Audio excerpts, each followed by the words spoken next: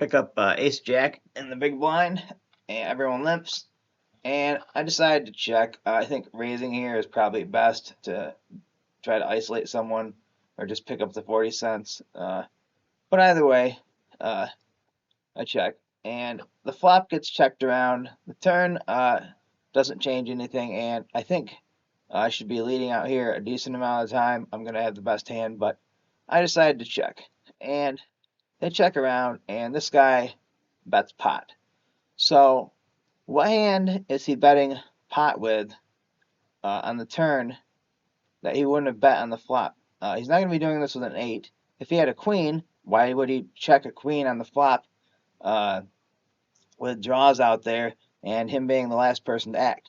So that doesn't really make much sense. So he's almost representing, or he's narrowed his range down to 3.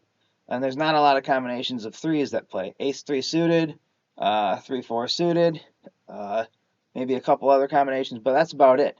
So I think this is going to be just complete air a lot of the time. And I go ahead and decide to call.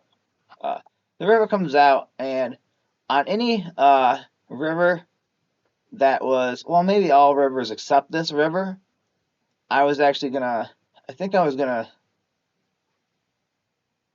lead out. Uh,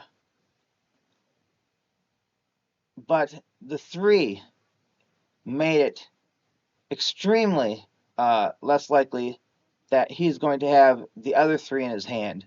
So I wanted to check here, and with not having to worry about him hitting a pair lower than a queen and me having to represent a queen to get him off that, I can know pretty sure here that I am basically always going to have the best hand. And he is going to think, the way I played this hand, I didn't raise pre-flop.